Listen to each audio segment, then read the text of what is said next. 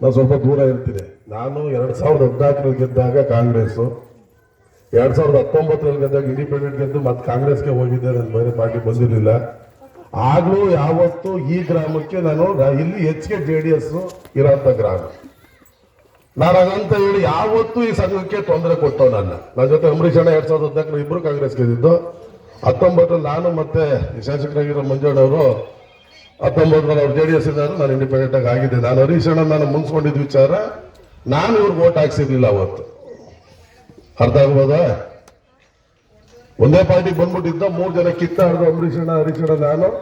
ಪಾರ್ಟಿಲಿ ticket ಇಬ್ರು clear ಮಾಡಲಿಲ್ಲ, ಕಿತ್ತಾಡ್ಕೊಂಡು ಆಗ ನಾನು ಮತನ ಕ್ರಾಸ್ ಮಾಡಿದೆ ಅಂತ ಇವರೆಲ್ಲ ಮುನ್ಸ್ಕೊಂಡಿದ್ರು. ಇದು ಸತ್ಯ.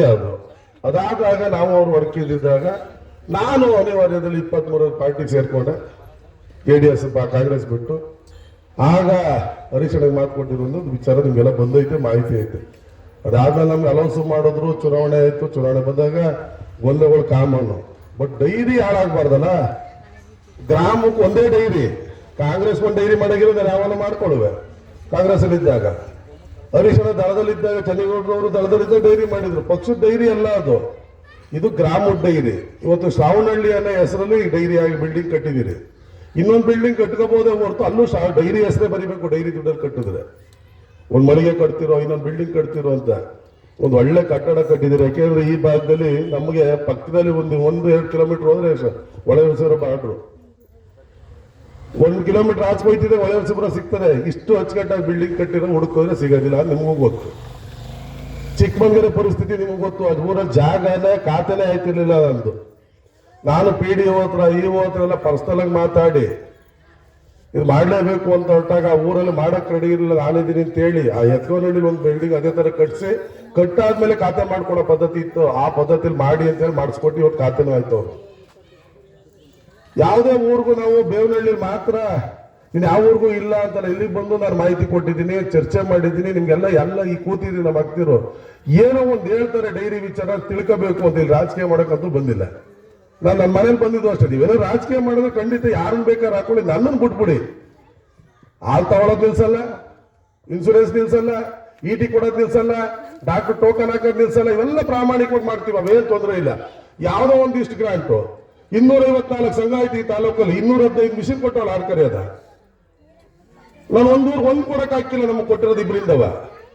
ಅಂತದನ್ನ ಬೆಲ್ಲಿಗೆ 1 ಕೊಡ್ಬೇಕು 2 ಕೊಡ್ಬೇಕು ಅಂತ ನೋಡಿ ಪ್ರಾಮಾಣಿಕವಾಗಿ ಆ ಗ್ರಾಮಗಳಿಗೆ ಉತ್ಪಾದಕರು ತೊಂದರೆ ಆಗದಂಗೆ, ಇಲ್ಲಿವರೆಗೂ ಯಾವ್ದೇ ಒಬ್ರು ಬಿಲ್ ರಿಜೆಕ್ಟ್ ಆಗದಂಗೆ, ಬೇರೆ ತಾಲೂಕು ಉಳಿದಿದ್ ಕಿತ್ಕೊಂಡ್ಬಂದು ನಾಮಂಗಲ, ಪಾಂಡಪುರ ಎಲ್ಲ ತಾವು ಇಸ್ಕೊಂಡ್ಬಂದು ಪಟ್ಟಣದಲ್ಲಿ ಬೋರೆಗೌಡರು ತಾವೆಲ್ಲ ಕೊಟ್ಟಿರೋಂಥ ನಿರ್ದೇಶನ ಈ ತಾಲೂಕಲ್ಲಿ ಐತೆ.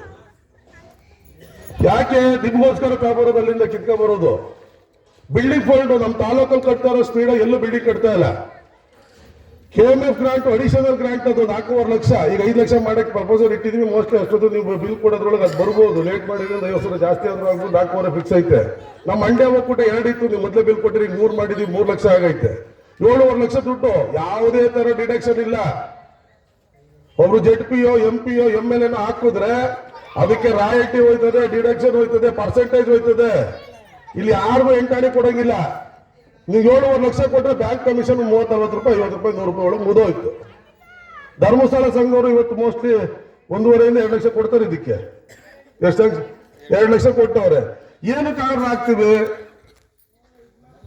ಧರ್ಮಸ್ಥಳ ಸಂಘದವರು ಇವತ್ತು ಬಂದಿಲ್ಲ ಇಲ್ಲಿ ಪಾಪ. ಆದ್ರೂ ಪಾಂಪ್ಲೆಟ್ಸ್ ಅಲ್ಲಿ ಗೋಡೆ ಮೇಲೆ ಯಾಕೆ ಹಾಕ್ತಿವಿ? ಡೈರಿಗೆ ಅವ್ರಿಗೆ ಸಂಘ ಬೆಳೆಯಕ್ಕೆ ಕಾರಣ ನಮ್ಮ ಡೈರಿ ಹಾಲು ಹಾಕೋರು ಪ್ರಾಮಾಣಿಕವಾಗಿ ವಾರ ಕಂತು ಕಟ್ಕೊಂಡು ಸಂಘಗೊಳಿಸ್ತವ್ರೆ.